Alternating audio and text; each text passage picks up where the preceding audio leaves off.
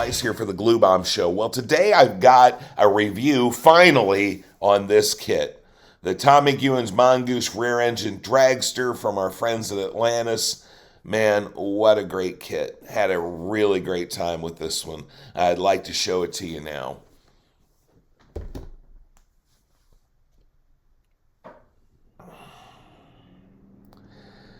Now, but the only thing is, and this is a Dave problem, right? My paint didn't lay quite the way I wanted it to. And to be honest with you, I wasn't noticing it because my lighting wasn't really good until I sat down to do the decals under some really good lighting, and I decided just to finish it because, frankly, I've been waiting way too long to review this one. This is a great kit. It's really nice. One of the things I loved about it was they gave you the distributor and wiring harness and also some of these plumbing lines. Now, when I first got it, I'm going to confess something to you. I was like, how is that going to work? Because it's one vinyl piece. The wires and the distributor are one. I believe it's vinyl. It's rubbery plastic, okay? It's flexible rubbery plastic. I'm assuming it's vinyl. If it's not vinyl, please correct me. And because of the way the parts are made, you're not supposed to glue them. I'm sure it's something with the glue reacting with the material.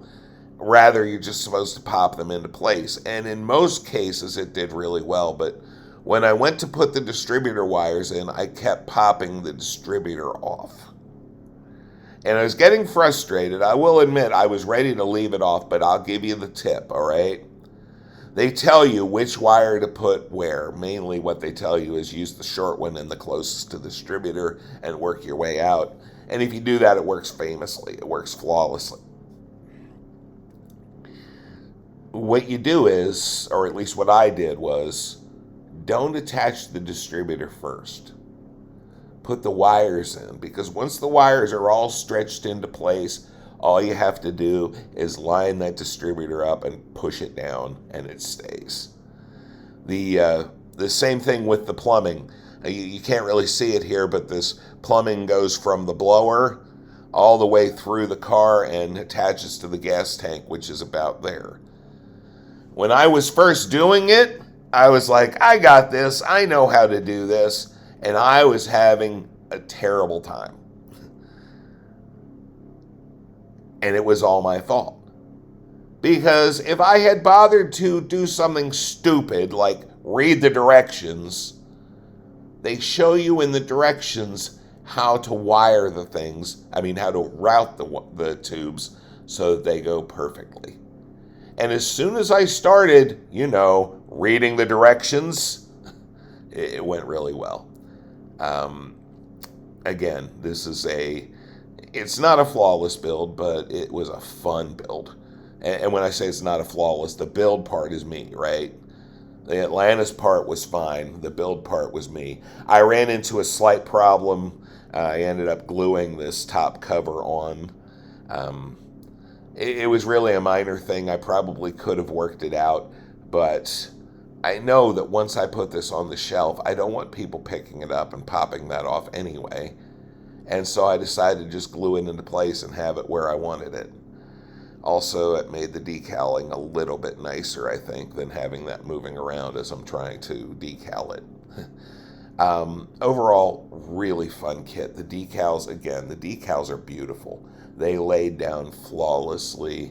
And they are Atlantis. I'm not sure who they're using to do their decals, if they do them in-house or if they have a company doing them for them, but my word, they laid down nicely. I went through and I did some details. I'm hoping you can see it. We've got a driver in there. Yeah, good old McEwen is trapped in here forever. And wow, it's really cool. And then we also, about the only struggle that I had was with this wing in the back. I have a hard time getting them straight sometimes. Again, that's a me problem, not an Atlantis problem. And the other side of it is very simply this. When you build a kit in 1/24th scale, and you have to have something like that, those supports for that big fin, that big wing, they're about the size of sewing needles, and So my old eyes were kind of having a little bit of a struggle getting that together, but that's not a them problem, that's a me problem. And just a thing here that I always say, but we really need to do, and that's scrape the chrome. Scrape the chrome. Wherever you have to glue the chrome parts, you need to scrape it first. And if you painted parts in advance, you need to scrape the paint. And if you do that, you'll end up with a car that'll stay together pretty nicely. I think the folks at Atlantis did a fantastic job with this. One of the things I love about this is these are kits that you wouldn't see anymore if it weren't for the fact that Atlantis is putting them out. And you don't have to pay eBay prices to get them. You can get them at normal prices, actually really pretty nice prices all in all, considering where the hobby's gone today. Also, these decals are months old, not decades old, and so they lay really nicely. These guys are doing us a great service putting stuff like this out, and I really plan to continue to support them as long as I'm building models, because I think they're doing a great job. Because they didn't only give you the car, but they gave you this nice Krondike Timers Christmas tree. And you have to go through and paint it, but they've got the decals and everything. It's really pretty nice. And as I was painting this, I was painting all those little silver light things, and I got a little bit of white, a little bit of silver on the white at a couple places, because once again, I'm not as steady as I once was. But you know what I did? I painted over it with the white, and a strange thing happened. The gray shows through a little bit from the silver, but what it does is it makes it look like people have done burnouts next to this for a couple of years. And it's pretty cool. And then finally they gave us the timer standing there with his hands over his ears, as you should. If you don't have ear protection by this point, but remember, this is a car probably from the 70s or 80s. And so we got this guy with his hands over his ears. All I did with this was I painted it the box colors, and then I did a wash, burnt sienna wash over everything.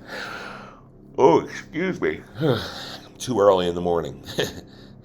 But the other thing that nice all-over wash did, besides pulling out the details, which I think it did nicely, was it also deadened down my paints a little bit, because these colors, the shirt color especially, I only had it in gloss, and the wash really deadens down the gloss. Now I'm also going to take this and put a clear coat, a matte clear coat on it. That should take it the rest of the way out. So anyway, my review on this is 5 stars. Pick one up if you can, and I think you're going to enjoy it. So that's what I have for you today. Take care, and remember, model building is supposed to be fun. This guy was fun. All right, take care, guys. Have a great day.